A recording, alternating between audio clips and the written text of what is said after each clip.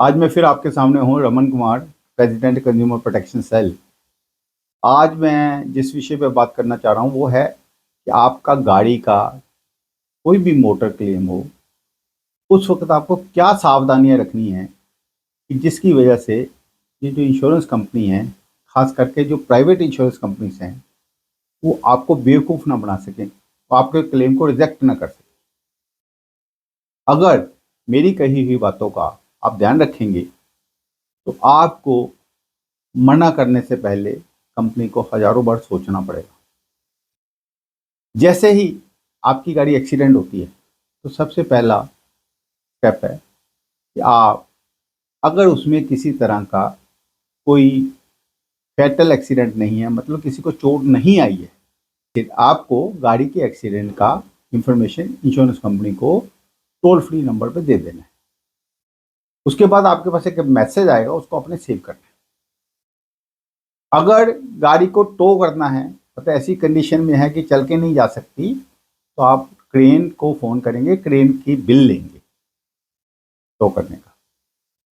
और थर्डली, अगर किसी को चोट लगी है या कोई थर्ड पार्टी डैमेज है तो आपको पुलिस को भी इमीडिएटली इन्फॉर्म करना है। आपने जब इंश्योरेंस को इन्फॉर्मेशन दी कि आपकी गाड़ी का एक्सीडेंट हो गया, उसके बाद इंश्योरेंस कंपनी से किसी भी व्यक्ति का अगर फ़ोन आता है कि हमें आपकी गाड़ी को इंस्पेक्शन करना है, तो आप सबसे पहले उससे पूछेंगे कि आप सर्वेयर हो। अगर वो हाँ कहता है तो आप उससे उसका लाइसेंस नंबर, उसकी एक्सपायरी डेट और उसका ईमेल आईडी और फ़ोन नंबर, ये चार चीज़ें मुझसे लेनी है।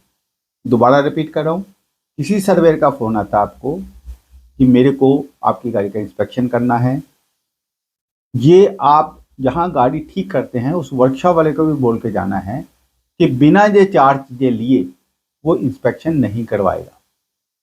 क्या चीज़ें लेनी है? चार: सर्वेयर का लाइसेंस नंबर, उसकी डेट ऑफ एक्सपायरी, उसका नाम और उसका ईमेल आईडी। अगर उसमें से कोई भी चीज़ आपको नहीं मिलती है तो आपको उस आदमी का सर्वे नहीं करवाना है उस आदमी से। अगर कोई कहता है जी मैं तो एक्स कंपनी से आया हूँ, मैं इन हाउस सर्वेयर हूँ, तो इन हाउस सर्वेयर नाम की कोई प्राणी IRDA के सिस्टम में नहीं है। हाँ, अगर आपकी गाड़ी का क्लेम 50,000 से कम है तो IRDA की गाइडलाइंस है कि उसमें इंडिपेंडेंट सर्वेयर्स लगाने की आवश्यकता नहीं है। अगर बिना उसके भी कर सकते हो तो कर लो, लेकिन उसमें ये नहीं है कि वो आपको क्लेम को डिनाई कर दें।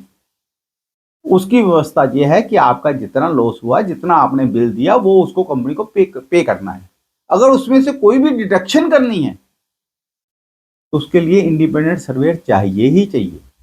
डिडक्शन करने की पावर कंपनी के पास नहीं है। अगर इस तरह की पावर कंपनी के पास होती तो 50,000 के नीचे के सारे क्लेम मना कर देती, हम देते ही नहीं है, बात खत्म। क्योंकि IRDA ने गाइडलाइंस दी नहीं इंडिपेंडेंट किसी आदमी की, और 49,000 का आपने एस्टिमेट दिया और हमने तो नो क्लेम कर दिया। 1,000 से लेकर 49,000 तक सारे क्लेम नो क्लेम। तो क्या करते? तो इस तरह की कोई व्यवस्था IRDA की तरफ से नहीं करी गई। तो ये ध्यान रखना है कि आपका एस्टिमेट अगर 50,000 से ऊपर है तो उसमें कोई भी आदमी जो इंडिपेंडेंट सर्वेयर नहीं है वो सर्वे नहीं कर सकता, ना ही आपको किसी को दिखानी है। दूसरी बात रही, आपका गाड़ी का लॉस काफ़ी ज़्यादा हो गया, बहुत ज़्यादा डैमेज है, तो कोई आता है कि मैं तो इन्वेस्टिगेटर हूँ जी, तो आपने उसको सीधा डिनाई कर देना है कि आपने सीधा कहना है कि आप आपको मेल दिखाइए कि आपको किस काम के लिए कंपनी ने डिप्यूट किया है।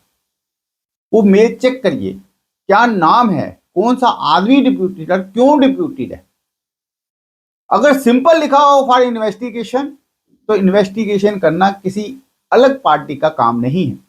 जो सर्वे की रूल्स और रेगुलेशन रेस्पॉन्सिबिलिटी है उसके अंदर आता है कि उसको अगर इन्वेस्टिगेशन की जरूरत है तो सर्वे खुद करेगा। Duties and responsibilities of surveyor के अंदर जाता है।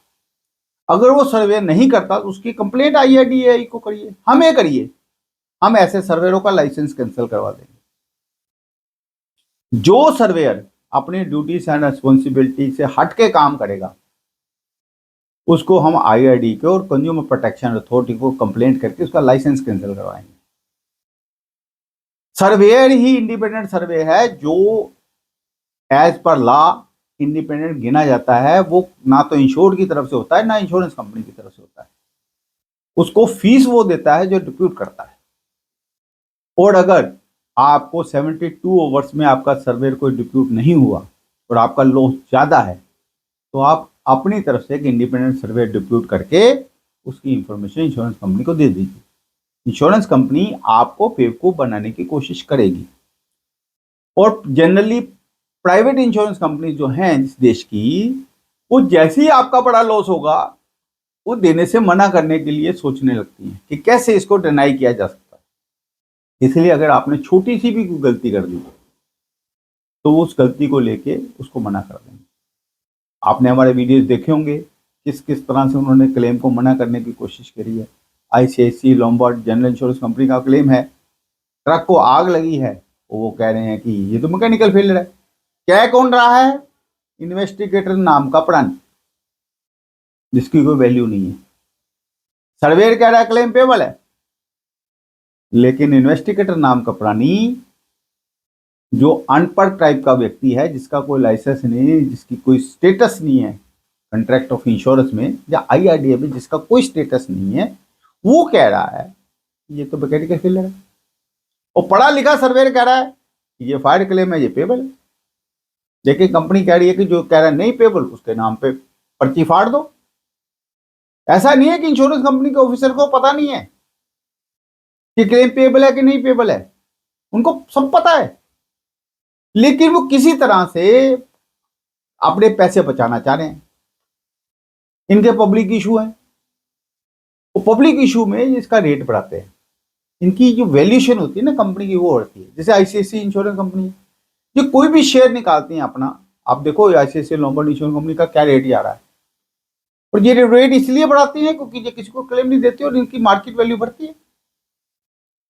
फ्रॉड करती हैं, हमारे से ही फ्रॉड करके वही हमारे से 10 रुपए वाला शेयर 2000 में बेच के हमारे देश को, हमारी जनता को लूट रहे हैं। मेरी कभी भी किसी प्राइवेट इंश्योरेंस कंपनी के ऑफिसर से बात होती है कि आप ऐसा क्यों करते हैं, तो बोले जी हमें तो इंस्ट्रक्शंस हैं ऊपर से कि क्लेम 10 क्लेम मना करो। 5 लोग कोर्ट में जाते हैं, 3 लोग थक के हार जाते हैं, एक आध को हम वैसे ही सेटल कर देते हैं, एक को हम सुप्रीम कोर्ट तक ले जाते हैं। वो भी जो इंश्योर्ड होता है तब तक मर ही जाता है, तो क्लेम हमें देने ही नहीं पड़ते क्योंकि लीगल सिस्टम हमारा बहुत स्लो है। IRDA आज की डेट में कंप्लेंट करके देखिए तो कोई एक्शन ही नहीं करती। कंज्यूमर प्रोटेक्शन अथॉरिटी है, मैं वहां जाके मिला था, उन लोगों ने ध्यान से सारी बातें सुनी है। वो भी समझ रहे हैं प्रॉब्लम बहुत है, कोशिश भी कर रहे हैं प्रॉब्लम सोल्व करने की। मैडम निधि खड़े हैं, IAS हैं, बहुत अच्छी लेडी हैं, वो कोशिश कर रही हैं कि समस्या खत्म हो। अनुपम मिश्रा जी हैं, वो भी कोशिश कर रहे हैं कि प्रॉब्लम्स खत्म हो। लेकिन प्रॉब्लम इतनी ज्यादा है कि जब तक समाज नहीं इकट्ठा होता, जब तक इंश्योर्ड इकट्ठे मिलके कोई यूनियन नहीं बनाते, इकट्ठे मिलके एक दूसरे की सहायता नहीं करते, समाज में जागरूकता नहीं आती, प्राइवेट इंश्योरेंस कंपनियों के खिलाफ विद्रोह नहीं शुरू होता, तब तक ये प्रॉपर तरीके से अपनी जो पॉलिसी टर्म्स एंड कंडीशन है उसको मानेंगे। उनके पास पढ़े लिखे वकील हैं, वो भी अपने हैं। इनके पास ऐसे इन्वेस्टिगेटर हैं जो इनके पपेट बन के काम करते हैं, जो कहते हैं वही लिख देते हैं। कई केसेस में ऐसे हैं कि इन्होंने सर्वेयर्स को या इन्वेस्टिगेटर्स को कह के रिपोर्टें देने करवाई है। एक ही सर्वेयर की या एक ही इन्वेस्टिगेटर की 2-2 रिपोर्ट्स हैं। मतलब एक आदमी अपनी तरफ से 2 रिपोर्ट्स दे रहा है, पहले कुछ दे रहा है, बाद में कुछ दे रहा है।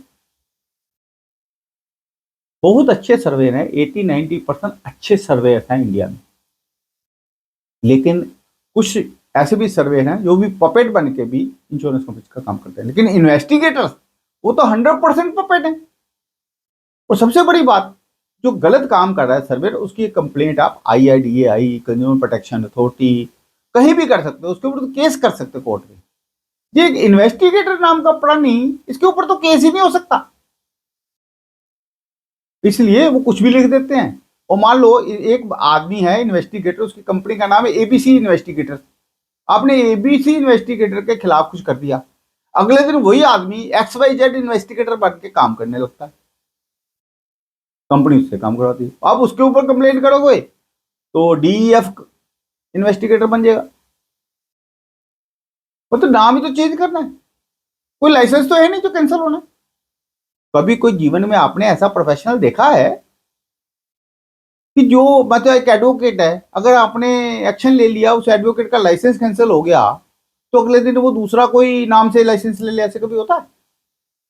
लेकिन इन्वेस्टिगेटर के मामले में ऐसा ही है। तो आपको बहुत जागरूक रहना है। जो भी इंफॉर्मेशन इंश्योरेंस कंपनी मांगे आपके क्लेम में, आप उनको ईमेल से कहो कि मांगे और ईमेल में ही जवाब दो। सारा रिकॉर्ड मेंटेन करो। होता क्या है, आपकी गाड़ी चोरी हुई और कोई आया आदमी, उसने कहा जी चाबियां मुझे दे दो, आप कह लो ले लो जी। वो RC दे दो, आप दे देते हो, वो सारा कुछ ले जाते हैं और बाद में नो क्लेम कर देते हैं। सारी फाइल भी उन्हीं के पास और नो क्लेम भी हो गई। फिर आप उनके पास जाते हो, चाबियां वापस दे दो। मतलब इस तरह के बहुत सारे किस्से हैं। इंश्योर्ड जो क्लाइंट को ये ध्यान रखना है कि आप जो भी करो सब ब्लैक एंड व्हाइट में लिख के करो। सामने वाले से पूछने का आपका अधिकार है कि आप सर्वेयर हो तो आपका लाइसेंस नंबर क्या है। अगर कोई सर्वेयर लाइसेंस नंबर नहीं बताता, इसका मतलब वो फ्रॉड है। उसको आपको ना तो गाड़ी दिखानी है ना कोई डॉक्यूमेंट देना है। और अगर सर्वेयर का कोई एम्प्लॉई फोटो करने आता है, इंस्पेक्शन करने आता है, he has no right to inspect the vehicle अगर वो सर्वेयर नहीं है। Only the license holder surveyor has the duty to inspect the vehicle। अगर लाइसेंस होल्डर सर्वेयर के अलावा कोई भी आदमी आपकी गाड़ी के पास आता है, गाड़ी को देखता है, गाड़ी को चेक करता है, तो वो एक अनआइडेंटिफाइड पर्सन है, उसके साथ वैसा ही व्यवहार करना चाहिए। आप उसके साथ कैसा भी व्यवहार कर लो, लॉ आपको सेव करेगा।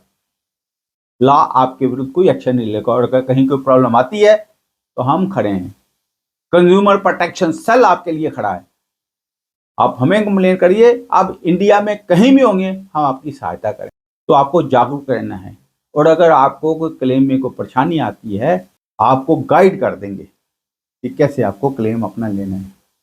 आप हमारे कंज्यूमर प्रोटेक्शन सेल को व्हाट्सएप करिए या कंज्यूमर टीवी पे सब्सक्राइब करें, और आपकी कोई प्रॉब्लम है तो वीडियो में कमेंट करें, हम उसका रिप्लाई करेंगे। और आपको जागरूक रह के अपने क्लेम को लेने की कोशिश करनी है। और अगर इंस्पाइट ऑफ दैट आपको लगता है कि आपको समझ नहीं आ रही, या आप इतने एजुकेटेड नहीं हैं, या अपने पढ़े लिखे इतने नहीं हैं, या आपको शुरू से बिहेवियर से लगता है कि कुछ गड़बड़ हो रही है, आप हमें कांटेक्ट करें, हम आपकी सहायता करेंगे। धन्यवाद।